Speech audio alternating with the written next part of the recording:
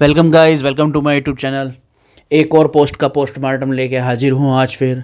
भीमवादी भाइयों ने एक बहुत अच्छी अद्भुत पोस्ट लिखी है। उसमें कहा है कि इतने सारे हत्या, लूट, बलात्कार, चोरी सब हो रहे हैं और वो भगवान किसी को रोक नहीं पा रहा, किसी का कुछ उखाड़ नहीं पा रहा है। और मूर्ख धर्म मानने वाले लोग कहते हैं कि वो दुनिया चला रहा है।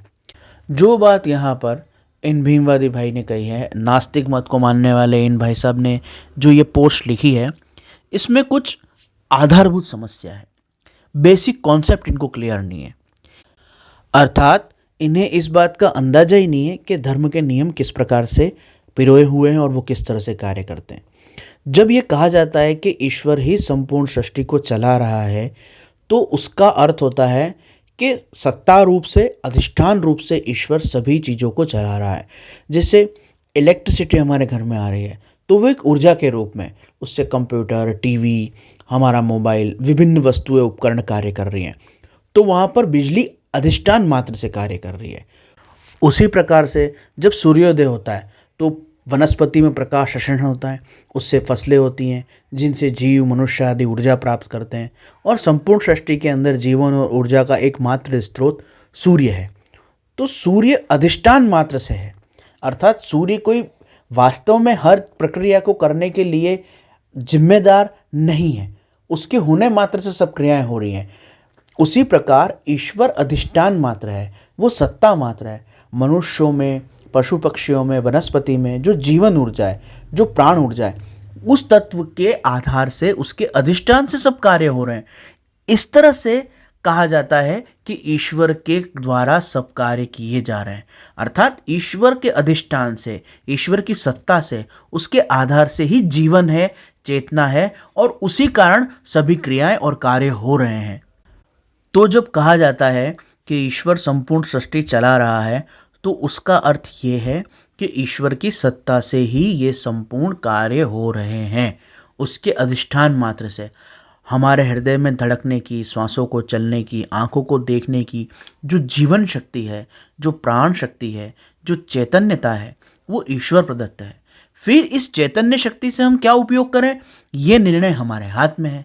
उसी प्रकार से पशु, पक्षी, वृक्ष आदि के अंदर भी जो चेतना शक्ति है, जो जीवन ऊर्जा है, जो प्राण ऊर्जा है, वो वहाँ पर अधिष्ठान मात्र से ईश्वर का ही अंश है। इसलिए कहा जाता है कि संपूर्ण सृष्टि ईश्वर चला रहा है। परंतु उस ऊर्जा से, उस सत्ता से, उस चैतन्य शक्ति से जो ईश्वर ने हमें प्रदान की है, हम उसका उपयोग क्या करते हैं, गलत काम में या सही काम में, वो हमारा स्वयं का निर्णय होता है। और इसीलिए हिंदू धर्म में अगला सिद्धांत आता है, वो आता है कर्म का सिद्धांत। कर्म का सिद्धांत क्या कहता है? कर्म का सिद्धांत ये कहता है कि न को काहू को सुख दुख कर दाता, निज कृत कर्म भोग सब भ्राता। श्री रामचरितमानस। कर्म प्रधान विश्व करी राखा, जो जस करे तैसे फल चाखा। श्री रामचरितमानस। अर्थात जो व्यक्ति जैसे कर्म करता है वैसे वो परिणाम भुगतता है। कोई किसी को सुख दुख देने वाला नहीं है, ईश्वर भी किसी को सुख और दुख देने वाला नहीं है। मनुष्य अपने कर्मों से ही सुख और दुख प्राप्त करता है। तो हिंदू धर्म के अंदर कर्म का सिद्धांत है। ईश्वर सत्ता मात्र है, अधिष्ठान मात्र है, वो आपको जीने की शक्ति, जीवन शक्ति, प्राण शक्ति प्रदान कर रहा है। केवल आपको नहीं, वो सभी को प्रदान कर रहा है। अब उस प्राण शक्ति से, उस जीवन चेतना शक्ति से, जो ईश्वर का अधिष्ठान मात्र है, संपूर्ण जगत के सारे कार्य हो रहे हैं। आप उस ऊर्जा से क्या करते हो, ये कर्म करने का निर्णय स्वतंत्र है और आपका है। और उस कर्म का क्या परिणाम होगा वो भी आपको भुगतना है, उसमें आप ही जिम्मेदार हो। तो सनातन धर्म की बेसिक कॉन्सेप्ट ही आपको क्लियर नहीं है और आप बस उंगली उठाने लग जाते हो, आरोप लगाने लग जाते हो। आपने कभी धर्म को पढ़ा ही नहीं है, आपने कभी धर्म को पढ़ना चाहा ही नहीं है। आप केवल और केवल धर्म से नफरत और घृणा करते हो और अपनी नफरत और घृणा में उसके ऊपर आक्षेप लगाते हो। धर्म के बेसिक नियमों को, सिद्धांतों को अगर आप समझेंगे तो वो पूरी तरह से तार्किक हैं, पूरी तरह से व्यवहारिक हैं, कुछ उसमें अंधविश्वास और पाखंड नहीं है। परंतु आपके साथ समस्या है कि आप पूर्वाग्रह से ग्रसित हैं, आप स्वाभाविक घृणा से ग्रसित हैं, आप नफरत ही करते हैं विश्वास से, आस्था से, आपको एलर्जी है और इसलिए आप दोष दर्शन करते हैं। आपका जो ये तर्क है कि अगर दुनिया ईश्वर चला रहा है तो फिर इतने सारे अपराध क्यों हैं, इतनी सारी समस्याएं, लूट, बलात्कार आदि गंदी चीज़ें क्यों हो रही हैं, सबसे महत्वपूर्ण बात तो ये समझो, जब भी कोई व्यक्ति गलत कार्य करता है तो उसका आधारभूत कारण होता है उसकी मूर्खता, उसका अज्ञान। जैसे अगर कोई बलात्कारी है तो उसके अंदर काम वासना है, इसलिए उसने गलत काम किया। किसी ने चोरी करी तो उसके अंदर लालच है, इसलिए उसने चोरी करी। किसी ने हिंसा कर दी तो उसके अंदर क्रोध है, इसलिए उसने हिंसा करी। अब क्रोध को, वासना को और लालच को पाप कौन बता रहा है? धर्म है जो इन चीज़ों को पाप बताता है।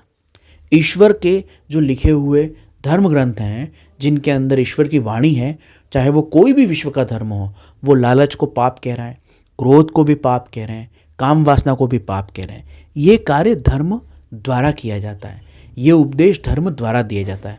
तो जो व्यक्ति धर्म को नहीं मानते हैं, ईश्वर को नहीं मानते हैं, वही उल्टे सीधे ये काम करते हैं।